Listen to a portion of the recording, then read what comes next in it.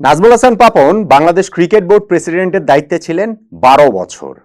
এই দীর্ঘ এক যুগে বিসিবিতে কি কোনো দুর্নীতি হয়নি? আর্থিক দুর্নীতির কথা আমি বলছি, হয়েছে। কি পরিমাণে হয়েছে? আমার বিশ্বাস সেটা অনেক বড় অঙ্কের দুর্নীতি হয়েছে। কত বড় অঙ্কের? কোটি টাকা, শত কোটি টাকা, ১,০০০ কোটি টাকা, ১২০০ কোটি টাকা।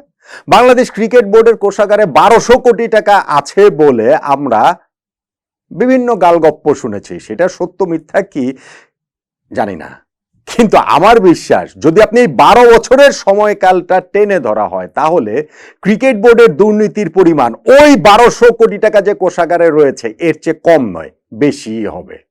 প্রশ্ন হচ্ছে, নতুন বিসিবি প্রেসিডেন্ট হিসেবে যিনি দায়িত্ব নিয়েছেন সেই ফারুক আহমেদ কি এই দুর্নীতির বিরুদ্ধে যুদ্ধ ঘোষণা করতে পারবেন? যুদ্ধ ঘোষণা না হয় করলেন, কিন্তু সেই যুদ্ধে কি তিনি জিততে পারবেন? দুর্নীতির মুখোশটা কি তিনি সত্যি সত্যি উন্মোচন করতে পারবেন?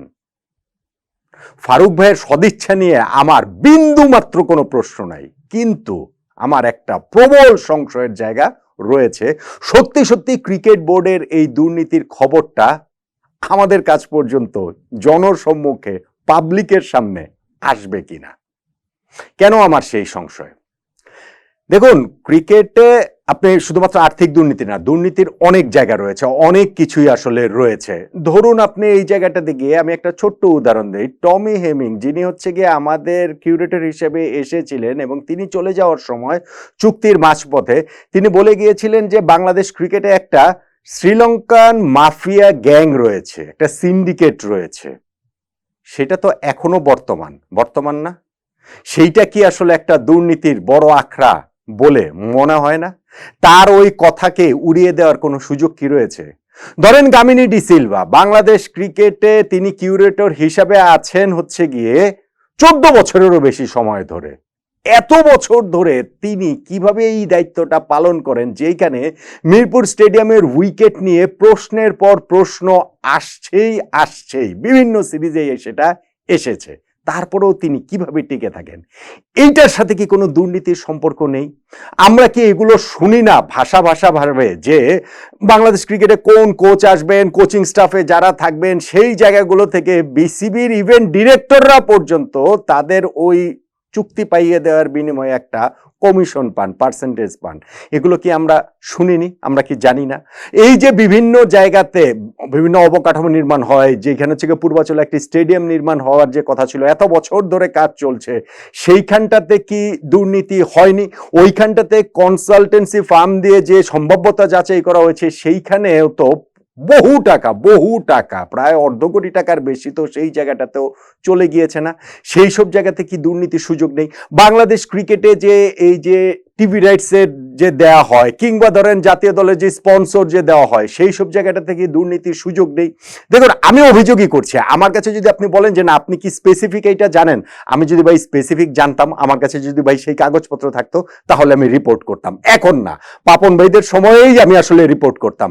এখন ধরেন এই যে ফারুক ভাইদের সময় যদি ওরকম কোনো কিছু হয়, যদি আমার কাছে সেই কাগজপত্র যদি আসে, আমি যদি সেটা নিতে পারি, জোগাড় করতে পারি, তাহলে ভাই আমি রিপোর্ট করব। এটা এমন না যে পাপন ভাইরা চলে গেছেন বলে বলছি, কিন্তু যেহেতু একটা টেনিওর শেষ হয়েছে, ১২ বছরের একটা সময় শেষ হয়েছে এবং সেখানে বিস্তর অভিযোগ রয়েছে, তাহলে এই জিনিসগুলো কি ফারুক ভাইয়ের আসলে খতিয়ে দেখার সুযোগ রয়েছে না? রয়েছে তো।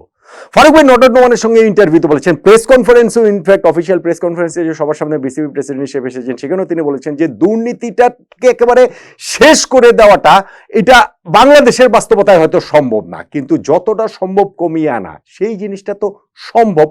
বাংলাদেশের বাস্তবতায় ক্রিকেট বোর্ডে যখন এইরকম শত হাজার কোটি টাকার নাড়াচাড়া হচ্ছে, সেই জায়গায় দুর্নীতির সুযোগ তো রয়েছে। ফারুক ভাই নিজেই সেই কথাটা বলেছেন। তাহলে পাপন ভাইদের সময়ের সেই বোর্ডের সমস্ত কিছুর খতিয়ান কেন দেখা হবে না? এই জায়গাটা থেকে শুধু একটা অডিট করে দিলেই নামকাও আসতে তারা একটা দায় মুক্তি পেতে পারেন? আমি সেটা মনে করি না। আমি সত্যি মনে করি যে ফারুক ভাইয়ের মতো ক্যারেক্টার, বোল্ড ক্যারেক্টার, তার সেই গার্ডসটা রয়েছে দেখেছে যে না, গত দীর্ঘদিন বাংলাদেশ ক্রিকেট বোর্ড যেভাবে চলেছে সেটা সত্যি সত্যি একটা ইন্ডিপেন্ডেন্ট কমিশন করে তারা এই সকল কিছু খতিয়ে দেখুক, কোথায় কোথায় দুর্নীতি হয়েছে, কোন কোন জায়গায় দুর্নীতির সুযোগটা রয়েছে। ফারুক ভাই যদি সেটা করতে পারেন, বাংলাদেশ ক্রিকেটের জন্য একটা ফ্যান্টাস্টিক কাজ হবে। আমি জানি না ফারুক ভাইদের মেয়াদ কতদিন, ফারুক ভাই নিজেরাও সেটা জানেন না, 1 বছর পর ক্রিকেট বোর্ডের নির্বাচন হওয়ার কথা, কিন্তু আমি বলছি যে এই যে 12 বছরে ক্রিকেট বোর্ডের আর্থিক যে ব্যাপার স্যাপারগুলো রয়েছে সেইটার জন্য যথেষ্ট সময় আমি মনে করি যে এই 1 বছর 1.5 বছর সময়, 12-14 মাস রয়েছে নির্বাচনের, এই সময়টা যথেষ্ট, সেইটা তারা চাইলে করতে পারেন। কিন্তু আমি শুরুতেই যে কথাটা বলেছি, ফারুক ভাই সদিচ্ছা নিয়ে সংশয় না থাকলেও আমার এইটা নিয়ে আসলে কাজটা হবে কি হবে না সেটা নিয়ে একটা প্রবল সংশয়ের জায়গা রয়েছে। সংশয়টা কি? সংশয়টা হচ্ছে সেই সব দুর্নীতির সঙ্গে যারা জড়িত বলে অভিযোগ, তাদের বেশিরভাগই তো বাংলাদেশ ক্রিকেট বোর্ডে থেকে যাচ্ছেন, ফারুক ভাইয়ের সাথে থেকে যাচ্ছেন। ফারুক ভাইয়ের প্রথম প্রেস কনফারেন্সে বিসিবি প্রেসিডেন্ট হিসেবে স্টেজেও তো তাদের মধ্যে বেশ কয়েকজনকে দেখা গিয়েছে। সো যাদের বিপক্ষে অভিযোগ, তারা নিজেরা তো আর এই জিনিসটা করে খতিয়ে দেখে তারা তাদের বিপক্ষে ওই অভিযোগটা আসলে কিভাবে প্রমাণিত হবে, এই জিনিসটা যদি ফারুক ভাই সত্যি সত্যি তিনি মনে করেন যে না, বাংলাদেশের ক্রিকেট বোর্ডের এই জায়গাটা থেকে দুর্নীতিটা একেবারে সমূলে উচ্ছেদ করবেন, সম্ভাব্য সবচেয়ে নিচু মাত্রায় নামিয়ে আনবেন, সেক্ষেত্রে এখন থেকে শুধুমাত্র দুর্নীতিমুক্ত বিষয়টাতে জোর দেওয়াটাই আমার কাছে যথেষ্ট বলে মনে হয় না। একই সঙ্গে গত কিছু দিনের, গত এই 12 বছর সময়ের আপনি যদি পুরোটা যদি টেনে ধরেন, তাহলে কোথায় কোথায় দুর্নীতি হয়েছে, টিভি রাইটস কারা কারা পেয়েছে, জাতীয় দলের স্পন্সর সত্ত্ব কারা কারা পেয়েছে, ন্যাশনাল টিমের স্পন্সর কারা কারা পেয়েছে, কিভাবে পেয়েছে, এগুলো করার জন্য আসলে আমি মনে করি যে ক্রিকেট বোর্ডই শুধু যথেষ্ট নয়, একটা স্বাধীন কমিশন করে এইগুলো করা উচিত। এই প্রশ্নটাও কিন্তু প্রেস কনফারেন্সে ফারুক ভাইয়ের কাছে গিয়েছিল, কিন্তু খুব স্পেসিফিক উত্তর আসলে তিনি দেননি। ওই প্রত্যাশার জায়গাটা আমার থেকে বা আমার মতো যারা রয়েছেন তাদের অবশ্যই ফারুক ভাইয়ের কাছে থাকবে, এবং একই সঙ্গে ওই সংশয়টাও থাকবে আশেপাশে যারা থাকবেন, বিসিবি ডিরেক্টর হিসেবে যাদের বিপক্ষে অভিযোগ রয়েছে তাদের অনেকেই এই বোর্ডটাতে টিকে যাবেন বলে মনে হচ্ছে। ফারুক ভাই বলেছেন যে এখানে নতুন নতুন ডিরেক্টররা আসবেন, আমরা জেনেছি যে 8-9 জন তারা হচ্ছে গিয়ে ছিলেন কালকের এই জায়গাটাতে, তারপরে হচ্ছে গিয়ে অন্য ওদেরকে কোন প্রসেসের মাধ্যমে ক্রিকেট বোর্ড থেকে তাদের আলাদা করে দিয়ে নতুন নতুন কাদেরকে ইনক্লুড করা যায় সেই চেষ্টার জায়গাটা তারা করবেন, সব ঠিক আছে।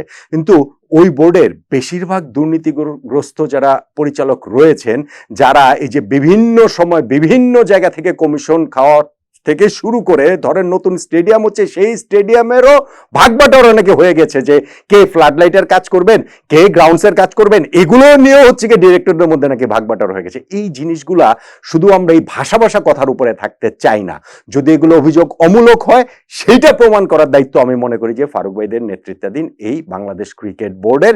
তাহলে ক্রিকেট বোর্ড থেকে দুর্নীতির যে আখড়ার যে জায়গাটা সেইটা অনেকটা মুক্ত হতে পারবে, তারা একটা চিরস্থায়ী ছাপ ফারুক ভাইরা রেখে যেতে পারবেন বলে আমার কাছে মনে হয়।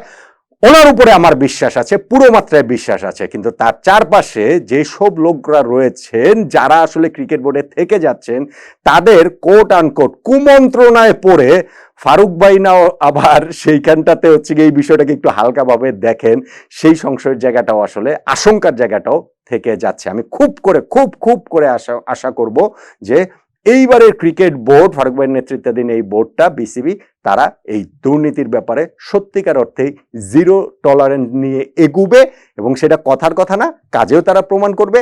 এবং এখন থেকে শুধু না, এর আগের যে দুর্নীতিগুলো হয়েছে সেই দুর্নীতির শ্বেতপত্র ফারুক ভাইরা প্রকাশ করবে। এই আশাটা কি আমাদের খুব বেশি বাড়াবাড়ি? বলেন তো দেখি।